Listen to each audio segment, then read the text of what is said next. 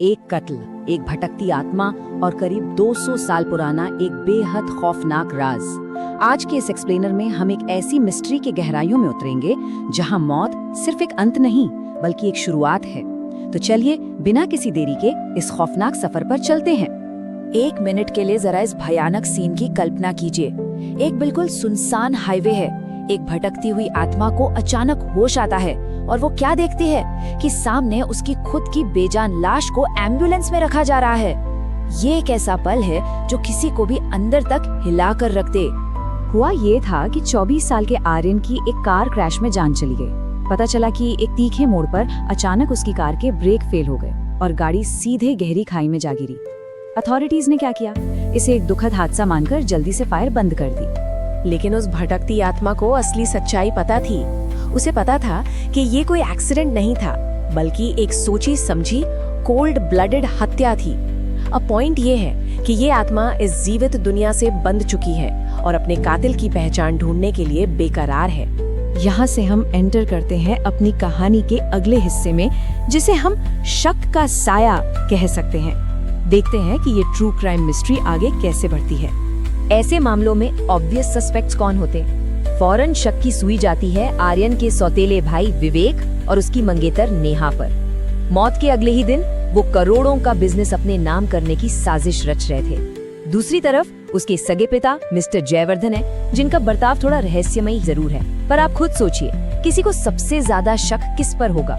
उन्हीं लालची रिश्तेदारों पर, राइट? लेकिन तभी एक बड़ा ट्विस्ट आता है। आधी रात को आर्यन की आत्मा विवेक को फुसफुसाते हुए सुनती है, अच्छा हुआ आर्यन रास्ते से हट गया, लेकिन हमारे कुछ करने से पहले ही किसी और ने उसकी कार के ब्रेक फेल कर दिए थे।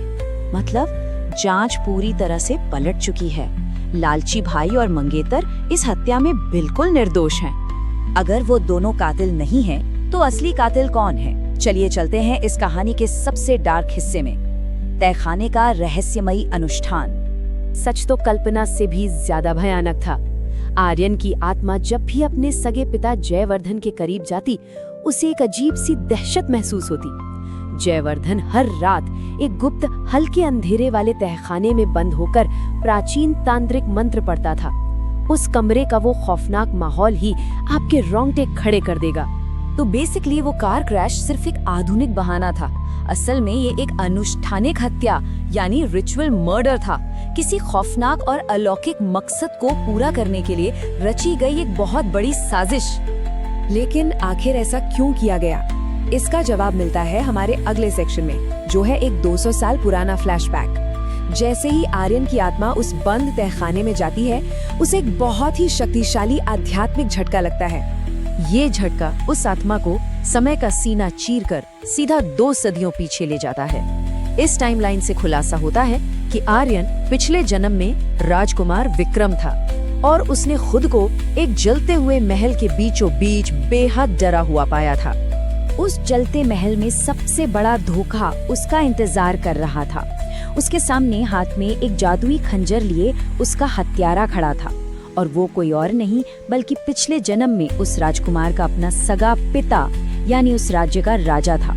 उसने एक राक्षसी खजाने और अमरता को पाने के लिए अपने ही बेटे की बलि चढ़ा दी थी। लेकिन मरते वक्त उस राजकुमार ने एक भयानक श्राप दिया था, मैं कर्मों का ये हिसाब पूरा करने और ये चक्र समाप्त करने दोबारा आऊंगा।